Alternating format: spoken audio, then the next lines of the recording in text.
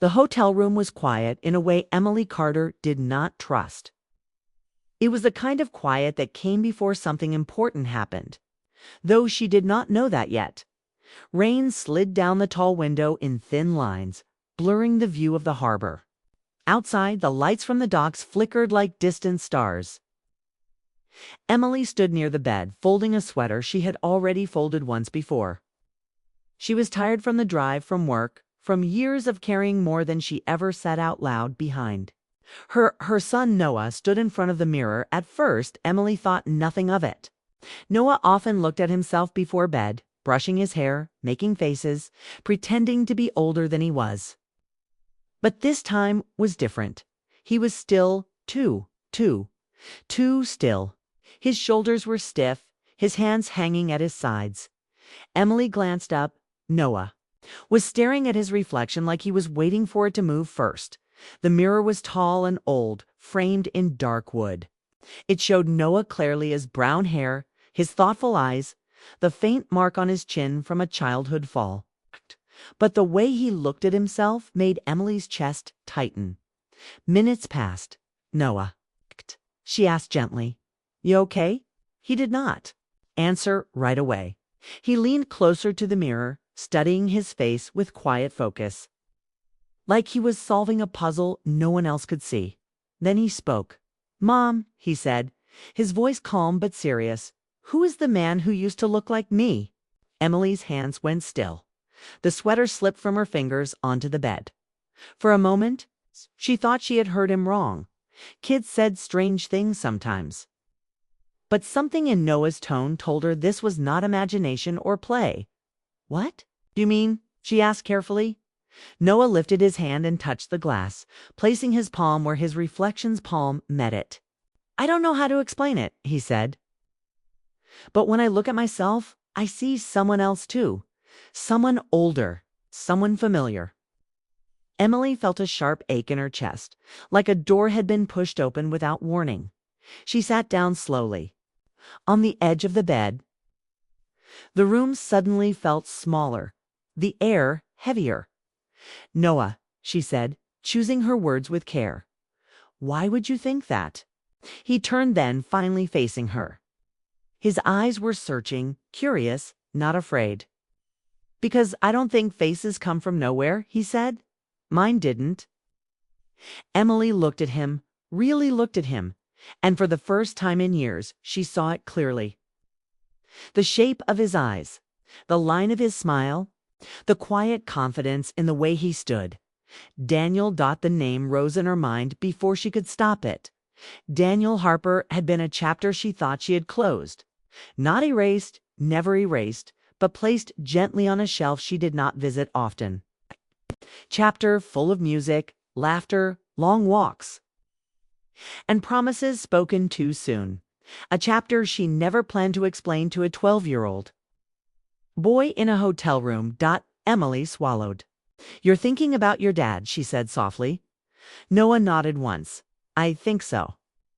She had always wondered when this day would come. She had imagined it happening with anger, with tears, with hard questions she might not know how to answer. But this moment was quiet, honest, almost gentle. "He's not gone," Noah continued. "I don't mean dead. I mean missing. From my life." Emily closed her eyes for a second. The rain outside grew louder, like it was filling the silence for her. "You've never talked about him much," Noah said. "I didn't want to push. But tonight, I just felt him, like he was right here." He tapped the mirror lightly. "Okay? Like this is where he left part of himself." Emily felt tears burn behind her eyes, but she did not let them fall. She took a breath. "His name is Daniel," she said. Saying it out loud felt strange, like using a word from a forgotten language. "And yes, I loved him." Noah's shoulders relaxed slightly. "I thought so." That simple answer surprised her. "You did?" He smiled a little. "People don't look like this by accident," he said, pointing between his eyes and hers. "Someone cared enough to make me." Emily let out a soft laugh that turned into something close to a sob. She had spent years telling herself she was protecting Noah by staying silent. protecting him from confusion, from disappointment, from a man who was not there. But sitting in that hotel room, she realized silence had not protected him at all. It had only delayed the truth. Daniel had not left because he did not care. Life had been messy then. Careers, distance, fear. They had been young, and certain love alone could solve everything. When it couldn't, they had let go, instead of holding on harder. Emily had chosen to raise Noah alone, believing she could be enough. Most days she was. But now, as her son stood in front of that mirror, she understood something she had avoided for years. Noah was not asking for answers out of pain. He was asking out of curiosity, out of identity. Was he kind? Noah asked. Emily smiled despite herself. Yes, she said. Very. Did he laugh a lot? Yes. Did he look at you the way dads are supposed to look at moms? The question landed gently but deeply. Emily nodded. He did. Noah looked back at the mirror, thoughtful again. Then I think he'd want to know me. The words hung in the air. Emily felt her heart shift, not break shift. Like something realigning after years of being slightly off. She stood and walked over to Noah, standing beside him. Their reflections lined up in the glass, mother and son, past and present. You might be right, she said. Noah smiled just a little. I know I am. That night, after Noah fell asleep, Emily lay awake, staring at the ceiling. The hotel lights outside cast soft shadows across the room. Her thoughts raced, but not in fear. In memory, she remembered Daniel's voice. It's the way he played guitar when he thought no one was listening. It's the way he once said, if we ever have a kid, I hope he has your strength. She had never told Daniel about Noah. At the time, she believed she was doing the right thing. He was moving away, starting over. She didn't want to pull him back with responsibility and regret. But lying there now, listening to her son's steady breathing, Emily wondered if she had mistaken distance for protection. The mirror had done something powerful. It had reflected more than a face. It had reflected truth. The next morning was still hours away, but Emily knew sleep would not come easily. Something had started, and there was no going back. Across the border, in another quiet city, Daniel Harper stood in his own apartment, brushing his teeth before bed. He paused, staring at his reflection longer than usual, for reasons he could not explain. His chest felt tight. He turned off the light, unaware that a boy he had never met had just seen himself in Daniel's face, and that the past was quietly finding its way back to both of them. The mirror remembered. And soon, so would they all. Morning came early, carried in by pale light and the sound of gulls outside the hotel window. Emily Carter woke before her alarm.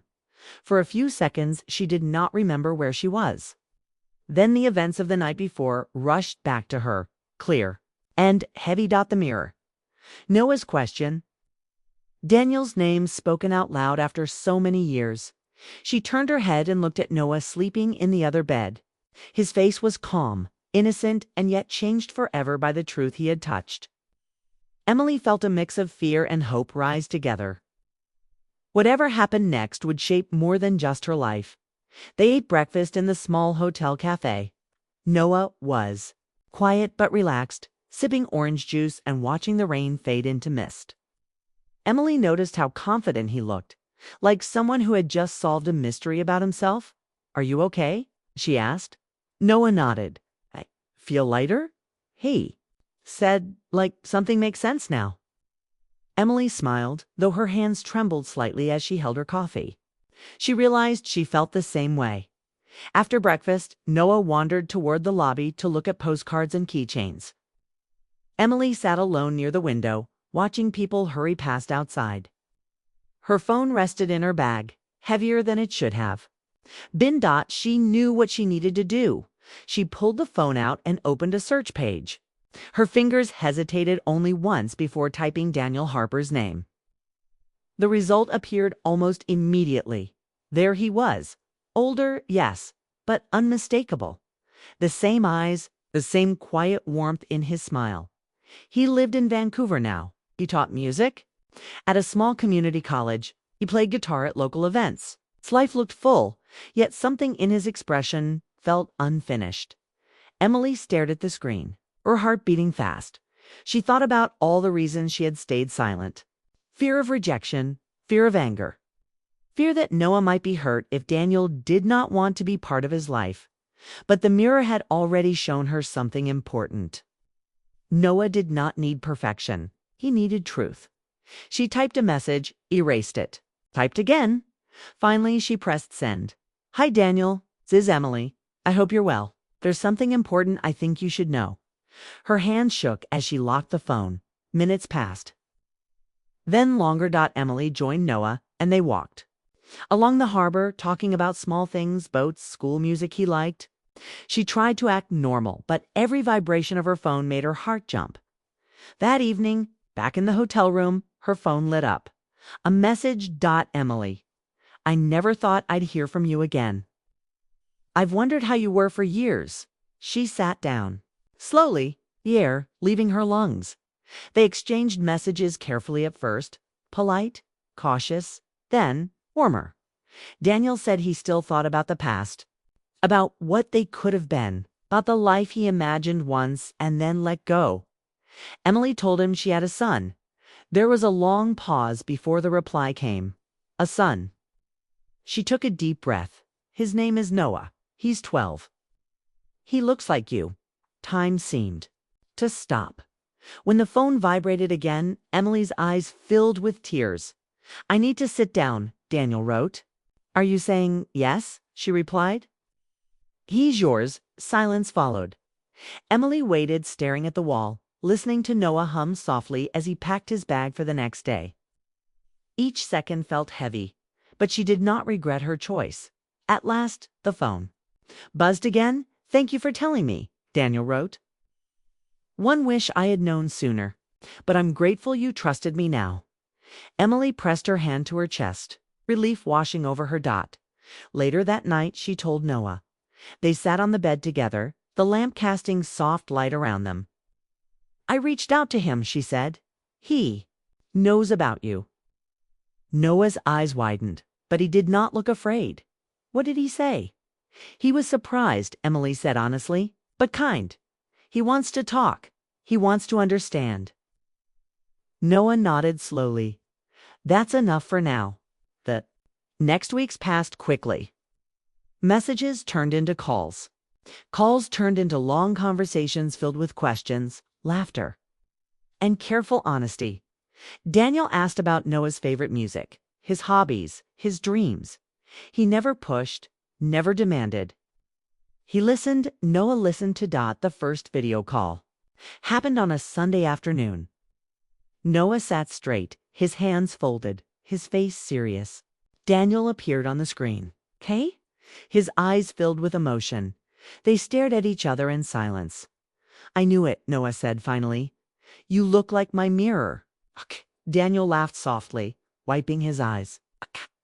And you look like my past and my future. At the same time, Emily watched them, her heart full and aching. Months later, they met in person. It happened in a quiet park halfway between their cities. Leaves fell slowly around them, as if the world understood the moment needed care. Daniel walked toward them, unsure at first. Noah stepped forward without hesitation. They did not hug right away. They simply stood there, face to face, sharing something unspoken and powerful. I'm glad you came, Noah said. So am I, Daniel replied. Emily watched from a short distance, tears streaming freely now. The mirror had led them here, to truth, to connection, to healing. As the sun dipped low, the three of them sat together on a bench. Not a perfect family, not a finished story, but a real one, Emily realized. Then that love does not always arrive on time. Sometimes it arrives when people are finally ready to see it clearly. That night, back at home, Emily passed the mirror in her hallway. She paused, looking at her reflection. For the first time in years, she smiled at what she saw. The mirror had remembered, and because of it, so had they.